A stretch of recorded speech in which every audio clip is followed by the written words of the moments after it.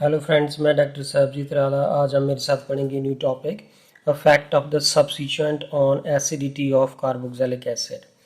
So if we talk about the effect of the substituent are the of the two different type, like one of them is the electron withdrawing group। ये वाले electron withdrawing group होते हैं कुछ, और एक होते हैं electron donating group। जैसे यहाँ पे CN है, नाइट्रो है, COOH है, ये इलेक्ट्रॉन विदड्रॉइंग ग्रुप होते हैं।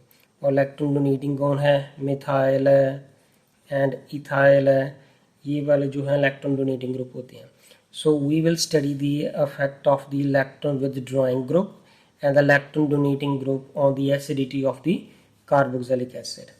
Let's start in general. If we have here, let's start from the, if we take the example of acetic acid, CH3 and COOH, ये एसिटिक एसिड है, और एक हमारे पास यहाँ पे फॉर्मिक एसिड है। अगर हमने दोनों में से कंपेयर करना है कि कौन ज़्यादा स्ट्रॉन्ग एसिड है, तो out of these two the formic acid is the stronger acid, ये वाला जो स्ट्रॉन्ग एसिड है। तो what is the reason behind here? So देखिए फ्रेंड, अगर मैं इसकी ओपन स्ट्रक्चर करके लिखूँ तो ये बन जाती है CH3, यहाँ पे C double bond O, here is O, ये H है। और इसको मैं ओपन करके लिखूँगा तो ये बन गया CH3, C double bond O, here is O and H। तो एक तो बात क्लियर है यहाँ पे कि ये वाला जो मिथाइल है ये इलेक्ट्रॉन डोनेटिंग है। अगर ये इलेक्ट्रॉन डोनेटिंग है तो ये इलेक्ट्रॉन नेगेटिव डोनेट करेगा, और ये इलेक्ट्रॉन नेगेटिव यहाँ से जो है इसके पास आ जाएगी OH के पास। So therefore if this methyl is electron donating and therefore electron density at this OH bond going on increasing. अगर इलेक्ट्रॉन डेंसिटी इंक्रीज हो जाएगी तो therefore the it is difficult to break this bond, therefore the release of proton from this is difficult, because this due to this methyl group the electron density is going to increase on this OH bond. But in the case of this formic acid there is no such substituent is present, therefore the electron density at this OH bond, ये वाला जो OH bond है इसकी electron density जो है वो कम है as compare to ये वाला OH जो इसके साथ लगा एस्टिक है। देयरफॉर यहाँ से जो H पॉजिटिव को रिलीज करना इजी है। So therefore out of these two acid the formic acid is the strong acid because the release of proton is easier in that case. And we can also see that कि अगर ये after ये जो अपना proton जब loss करेगा, मान लीजिए अगर ये अपना प्रोटॉन लॉस भी कर देता है, तो ये जो प्रोटॉन लॉस करेगा तो आफ्टर लूजिंग द प्रोटॉन ये जो है इस तरह से हम उसको लिखते हैं कि ये वाला जब इलेक्ट्रॉन इस तरफ विथड्रॉ करेगा, मान लीजिए वैसे ये एसिडिटी तो ये भी शो करेगा, लेकिन out of these we are just comparing that कि out of these which is the strong acid. तो ये वाला तो स्ट्रॉन्ग एसिड है बिकॉज यहाँ पे इलेक्ट्रॉन डेंसिटी जो है वीक है, तो release of proton is easy in this case. So यहाँ पे एक इफेक्ट हम और देख लेते हैं कि अगर ये इलेक्ट्रॉन डेंसिटी विथड्रॉ कर लेगा तो यहाँ से H पॉजिटिव सपोज लॉस हो जाता है, तो देयरफॉर आफ्टर द जो H पॉजिटिव लॉस हो जाएगा तो यहाँ पे नेगेटिव चार्ज आएगा। अगर यहाँ पे नेगेटिव चार्ज आता है तो ये आगे जो है हम पहले भी प्रीवियस लेक्चर में पढ़ चुके हैं कि रेजोनेंस स्टेबलाइज है। अगर ये रेजोनेंस स्टेबलाइज है तो हमें क्या मिल जाएगा? CH3, यहाँ पे O, यहाँ पे डबल बॉन्ड आ जाएगा और O के ऊपर आएगा नेगेटिव चार्ज। अगर हम इसकी डिस्कशन करें तो यहाँ पे इनकी जो ओवरऑल रेजोनेटिंग स्ट्रक्चर बनती है वो बनती है CH3, यहाँ पे O, ये भी O है, और यहाँ पे क्या आ जाएगा? डबल बॉन्ड करेक्टर, और यहाँ पे नेगेटिव चार्ज जो है वो दो ऑक्सीजन एटम के ऊपर डिस्पर्स कर रहा है। और अगर ये इलेक्ट्रॉन डोनेटिंग है तो अगर यहाँ पे तो ऑक्सीजन के ऊपर पहले से नेगेटिव चार्ज है, so therefore if this methyl is electron donating, therefore ये वाला जो intensity of the negative charge will increase on this oxygen atom and resulting into the destabilization. So after losing this proton this is the destabilize because यहाँ पे ये methyl group है वो जो electron donating है। But in the case of यहाँ पे अगर ये H पॉजिटिव लॉस करे तो this is after losing this proton this carboxylate ion is stabilised because no such substituent is present which destabilize this carboxylate ion. So this is all about of the effect of the substituent on the acidity of the carboxylic acid. So if we talk about the one more example, ये friend हम इसके बाद एक और example discuss कर लेते हैं. Let if we have here, कुछ और सब्स्टिट्यूएंट की बात कर लेते हैं. लाइक यहाँ पे CH3, यहाँ पे C डबल बॉन्ड OH है, एसिटिक एसिड है, और इसके साथ जो है हम क्लोरोएस्टिक एसिड का कंपैरिजन कर लेते हैं. So out of these which is the strong acid, chloroacetic acid जो है वो स्ट्रॉन्ग है. तो हम उसकी डिस्कशन फ्रेंड कैसे करेंगे कि अगर हमारे पास यहाँ पे CH3, C double bond O, here is O और ये H है, और यहाँ पे है Cl, यहाँ पे CH2 और ये C डबल बॉन्ड O, ये O और ये H. जब हम इसका एसिडिटी कंपैरिजन करेंगे तो हमें इसकी ओपन स्ट्रक्चर जो है वो जरूर लिखनी होती है. तो this is the open structure of this acetic acid and the chloroacetic acid. Now see here that यहाँ पे ये जो मिथाइल ग्रुप है वो इलेक्ट्रॉन डोनेटिंग है.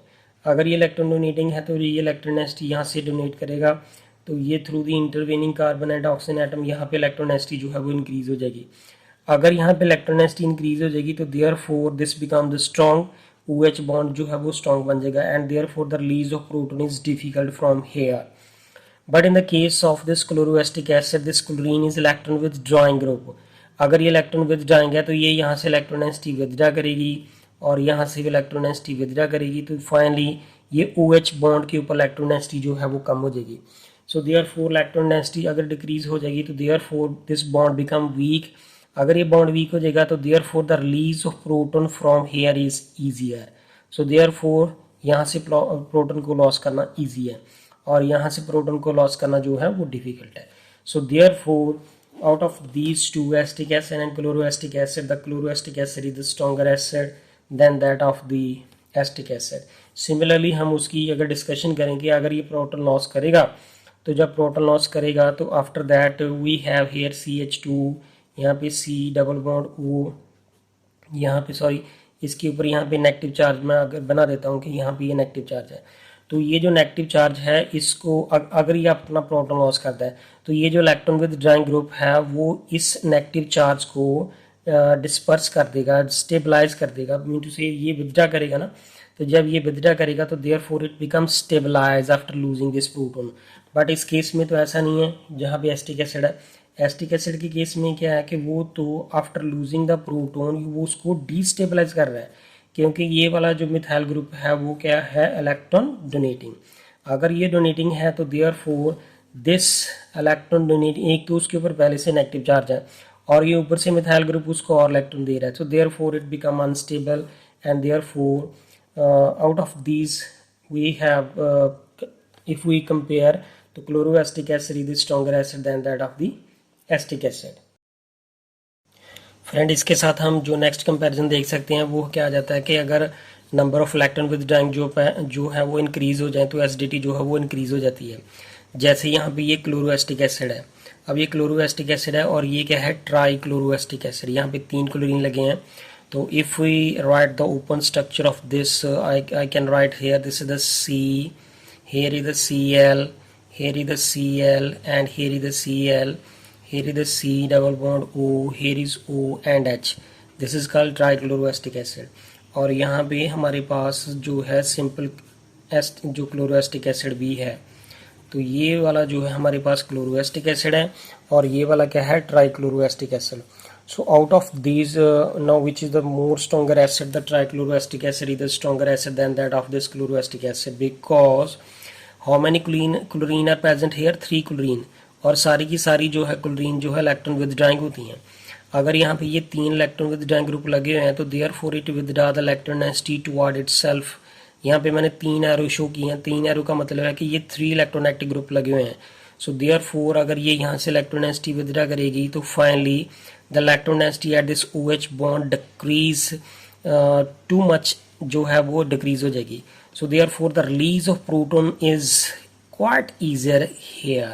So therefore यहाँ से release of proton जो है वो काफ़ी easy है. But in the case of here this one, अगर इसकी बात करें जिसके साथ हम क्लोरोएस्टिक एसिड की बात कर रहे हैं, तो यहाँ पे एक क्लोरीन लगा है, तो ये जो है यहाँ से इलेक्ट्रोनेगेटिविटी विथड्रॉ करेगा सो अगर ये इलेक्ट्रोनेसिटी विदड्रा करेगा, but if we compare the electronegativity of this OH bond and the electronegativity of this OH bond, so therefore electronegativity जो है वो यहाँ पे डिक्रीज मैक्सिमम कर जाती है.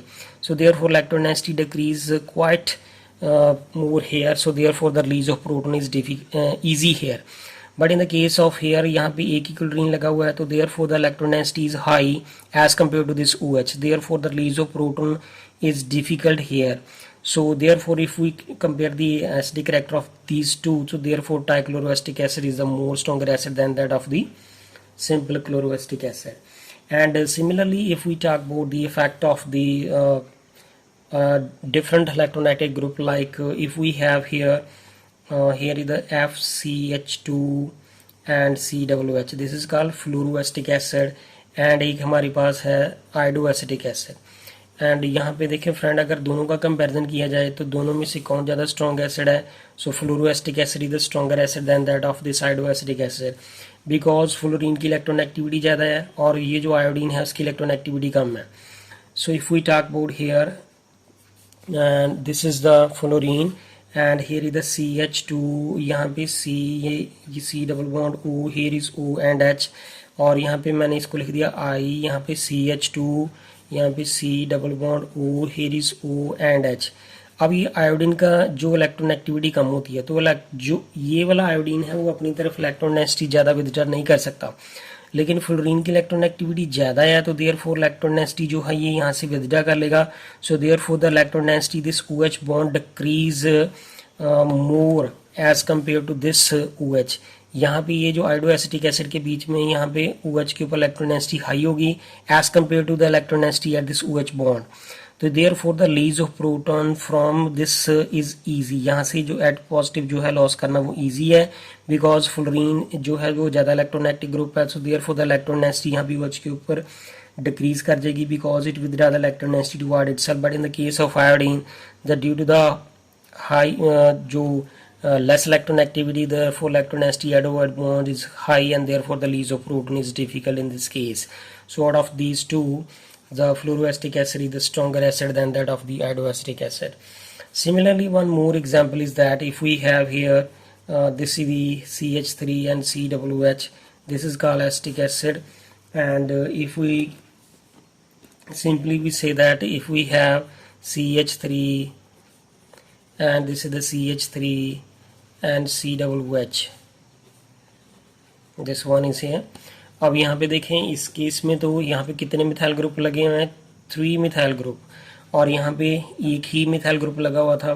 तो therefore CH3, if we talk about that, C double bond O, here is O and here is H, और यहाँ पे अगर मैं इसको ओपन स्ट्रक्चर में लिखूँ CH3, यहाँ पे यहाँ पे CH3 है और ये वाला भी CH3 है और यहाँ पे C double bond O, here is O and H. यहाँ पे 3 इलेक्ट्रॉन डोनेटिंग ग्रुप लगे हुए हैं. सो देयरफॉर ये इलेक्ट्रॉन डोनेट करेंगे और फाइनली ये 3 एरो का मतलब है कि ये इलेक्ट्रोनेगेटिविटी को डोनेट कर रहे हैं. सो अगर ये इलेक्ट्रोनेगेटिविटी डोनेट करेंगे तो electronegativity at this OH bond relative increase the relatively quite high, and therefore the release of proton is difficult here. But in the case of यहाँ पे एसिटिक एसिड है, यहाँ पे एक ही मिथाइल ग्रुप है और यहाँ पे इलेक्ट्रोनेगेटिविटी दे भी देगा तो यहाँ पे इलेक्ट्रोनेगेटिविटी जो है विल बी हाई, बट यहाँ पे जो इलेक्ट्रोनेगेटिविटी है वो लो होगी as compare to this one.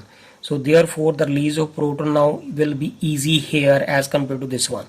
So therefore out of these two and this acetic acid is the stronger acid.